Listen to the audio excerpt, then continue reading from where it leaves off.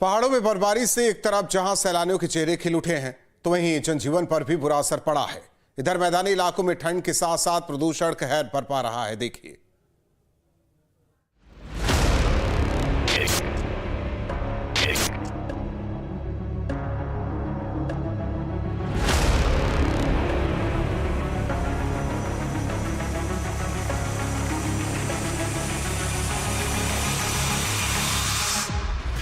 कश्मीर में सबसे खतरनाक कोल्ड अटैक का काउंटडाउन शुरू हो चुका है।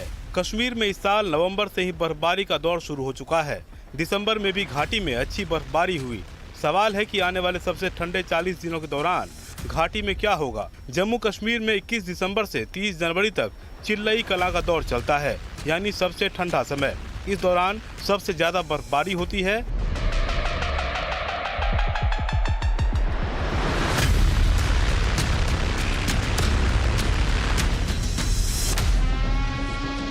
न्यूनतम और अधिकतम तापमान का अंतर बहुत कम रह जाता है।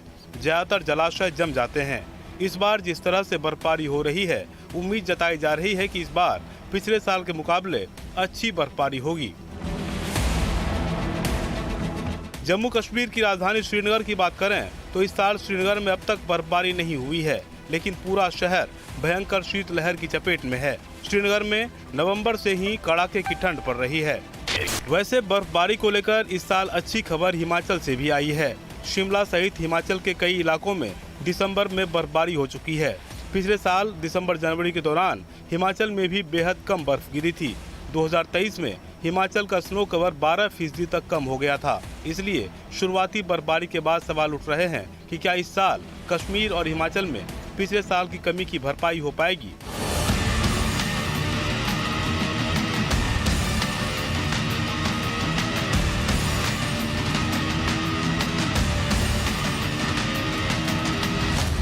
पहाड़ों पर जबरदस्त बर्फबारी आम जनजीवन पर बुरा असर डालने लगा है।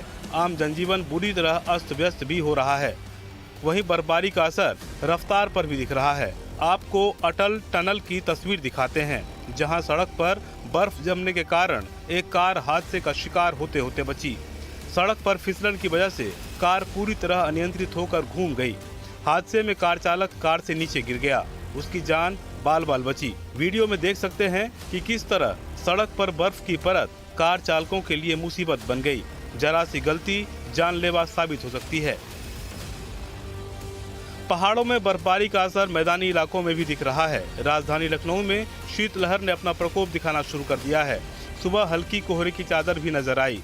न्यूनतम तापमान करीब 8 डिग्री सेल्सियस के आसपास रिकॉर्ड किया गया है, तो वहीं अधिकतम तापमान 24 डिग्री सेल्सियस पर है। मौसम वैज्ञानिकों का कहना है कि आने वाले दिनों में ठंड और भी ज्यादा लोगों को परेशान कर सकती है। राजधानी लखनऊ में लगातार शीतलहर और ठंड ने लोगों की मुसीबतों को अब बढ़ाना शुरू कर दिया है। लगभग 8 डिग्री सेल्सियस के आसपास न्यूनतम तापमान है, तो वहीं 30 डिग्री सेल्सियस के पास अधिकतम तापमान बताया जा रहा है। मैं इस वक्त सुबह यहाँ मौजूद हूँ। आप देख सकते हैं कि हजरतगंज का इलाका है और हल्की धुंध कोहरे की चादर यहाँ नजर आ रही है। मौसम वैज्ञानिकों की माने तो आगे आने वाले दिनों में ठंड और ज़्यादा बढ़ेगी। बढ़ती हुई ठंड ने लोगों की दिक्कतों को बढ़ाया है। जो लोग बाहर निकल रहे हैं वो गर्म कपड़ों को पूरी तरीके से पहने हुए हैं। इसके अलावा अलग अलग जगहों पर नगर निगम और तमाम जगहों पर सरकार के विभागों के द्वारा इस तरह की व्यवस्था की जा रही है कि लोगों को ठंडक से बचाया जा सके। लिहाजा रैन बसेरा समेत अलाव की व्यवस्था की गई है, जिससे कि ठंड के प्रकोप का असर लोगों पर ना पड़े।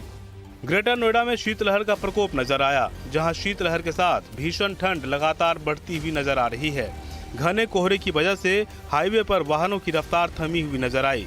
वाहन चालक हेडलाइट जलाकर कम रफ्तार में चलते नजर आए। लगातार जो सड़कों पर जो कहीं न कहीं जो मौसम का जो हाल है, जो घना कोहरा है, वो साफ देखा जा सकता है। जो हाइब्रिड क्लासें हैं वो पूरी तरीके से उसके चलने के कहीं न कहीं निर्देश भी दिए गए हैं। लगातार हम तस्वीरें आपको दिखाना चाहेंगे। जो तस्वीरें हम हाईवे की दिखाएंगे, जो विजुअलिटी इतनी कम हो चुकी है, जो वाहन चालक है हेडलाइट जलाकर चल रहे हैं हाईवे पर, ताकि जो रोड पर पूरी तरीके से जो धुंध है उसका प्रकोप कहीं ना कहीं उनको असर ना हो सके। ये हम जो तस्वीरें आपको दिखा रहे हैं, कहीं ना कहीं ये शीतलहर का प्रकोप इस तरह तेजी से बढ़ रहा है। जो आप तस्वीरें देखेंगे हेडलाइट लगा चलाकर जो वाहन चालक हैं सड़कों पर निकले हुए हैं और कहीं ना कहीं अपने आप को मुकाम तक, अपने स्थान तक पहुंचने के लिए पूरी तरीके से हेडलाइट और डीपर का प्रयोग कर रहे हैं। ठंड बढ़ने के साथ दिल्ली एनसीआर प्रदूषण की भी चपेट में है। प्रदूषण के कारण दिल्ली एनसीआर की हवा खराब हो चुकी है। गाजियाबाद के कई इलाकों में AQI 360 के ऊपर दर्ज किया गया, जो बेहद खराब श्रेणी में आता है। एक तरफ पॉल्यूशन की मार तो दूसरी तरफ सर्दी का कहर दिल्ली एनसीआर के लोगों को परेशान कर रहा है। यानी दिल्ली एनसीआर के लोग दोहरी मार का सामना करने को मजबूर हैं। दिल्ली एनसीआर एक बार फिर पोल्यूशन की चादर में लिपटा नजर आ रहा है। हवा की गुणवत्ता बेहद खराब है। बात करें एयर क्वालिटी इंडेक्स की तो इस समय का एयर क्वालिटी इंडेक्स 360 के पार है। हवा की गुणवत्ता बेहद खराब होने के कारण लोगों को सांस लेने में काफ़ी परेशानी हो रही है। एक तरफा तो पोल्यूशन की मार तो दूसरी तरफा भीषण ठंड जो लोगों को काफ़ी परेशान कर रही है। पहाड़ी क्षेत्रों में हो रही बर्फबारी के कारण मैदानी क्षेत्रों में ठंड बढ़ गई है। बर्फीली हवाएं चल रही है जिसके कारण लोगों को काफ़ी परेशानी हो रही है। वहीं ग्रेटर नोएडा में तो प्रदूषण चरम पर है, जहां AQI 450 तक पहुंच गया। बढ़ते प्रदूषण को देखते हुए दिल्ली एनसीआर में एक बार फिर से ग्रैब 4 के प्रतिबंध लागू किए गए हैं। नोएडा में स्कूलों की क्लास हाइब्रिड चलाने के आदेश दिए गए तो वहीं टाइमिंग भी बदली गई। नर्सरी से 9वीं तक के स्कूल सुबह 9 बजे से खुलेंगे। वहीं दिल्ली में भी प्रदूषण की वजह से 5वीं तक की कक्षाओं को जरूरत के मुताबिक ऑनलाइन करने की सलाह दी गई है। आसमान में पूरी तरीके से जो धुंध है वो दिखाई दे रही है। खुले इलाकों में विजिबिलिटी काफ़ी कम है। शहर के इलाकों की अगर बात की जाए तो बड़ी बड़ी इमारतें पोल्यूशन और कोहरे की चादर में पूरी तरीके से सिमटी हुई हैं।